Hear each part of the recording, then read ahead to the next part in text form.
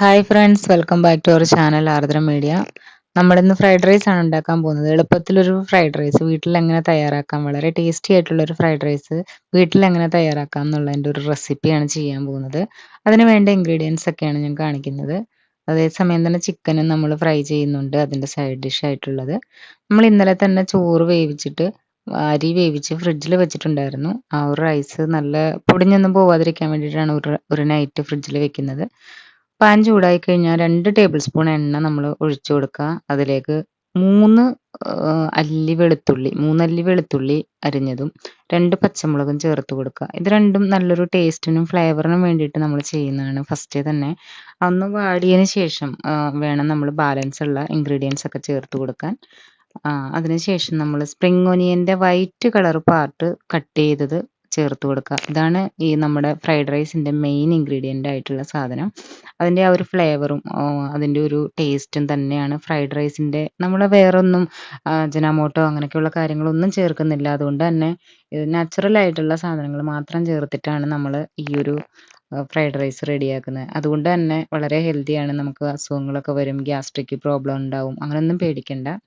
ഒരു അരമുറി ക്യാരറ്റ് അരിഞ്ഞ് ചെറുതായിട്ട് ക്യൂബ് സൈസായിട്ട് കട്ട് ചെയ്തതും ഒരു 6-7 ബീൻസ് അരിഞ്ഞതും 1 ടേബിൾ സ്പൂൺ സോയാ സോസും നമ്മൾ ചേർത്ത് കൊടുക്കുന്നുണ്ട്.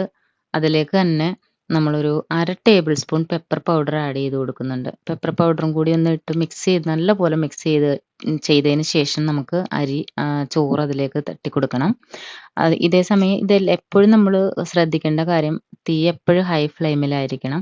അപ്പോഴാണ് നമ്മൾ ചൈനീസ് കുക്കിംഗ് ഒക്കെ നമ്മൾ ഫുഡ് പാത്തിലൊക്കെ ആയാലും നമ്മൾ കുക്ക് ചെയ്യുന്നത് കാണാറുണ്ട്. ഹോട്ടൽസിലൊക്കെ ആയാലും, എല്ലാ ഹോട്ടൽസിലും കാണാൻ പറ്റില്ല, പക്ഷേ ഓൾമോസ്റ്റ് എല്ലാ സ്ഥലത്തും നമ്മൾ കണ്ടിട്ടില്ലേ, അവർ ഭയങ്കര സ്പീഡിലാണ് റൈസ് ഇങ്ങനെ വേവിച്ച് വെച്ചിട്ടുണ്ടായിരിക്കും. ഭയങ്കര സ്പീഡിലായിരിക്കും അവർ കുക്ക് ചെയ്യുന്നുണ്ടാവുക, ഭയങ്കര ഹൈ ഫ്ലെയിമിലൊക്കെ ആയിട്ട്.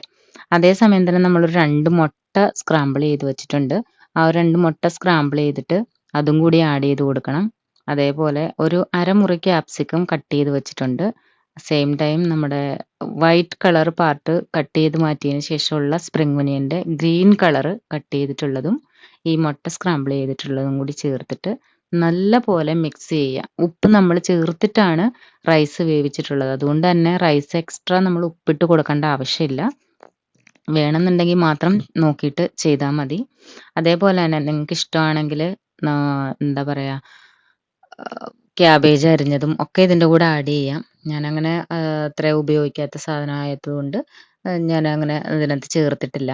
അതേസമയം നമ്മുടെ ചിക്കന് ഒരു സൈഡ് മുരിഞ്ഞിട്ടുണ്ട്, അപ്പുറത്തെ സൈഡ് നമ്മൾ തിരിച്ചിട്ട് കൊടുക്കുന്നുണ്ട്.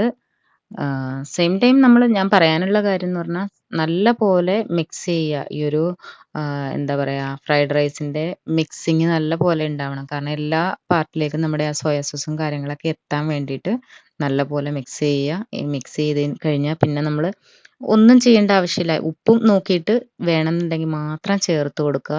ഇത് കഴിഞ്ഞാൽ നമ്മുടെ പരിപാടി കഴിഞ്ഞു. അത്രയും നല്ല ടേസ്റ്റി ആയിട്ടുള്ളൊരു റെസിപ്പിയാണിത്. എല്ലാവരും വീട്ടിലൊന്ന് ട്രൈ ചെയ്ത് നോക്കുക.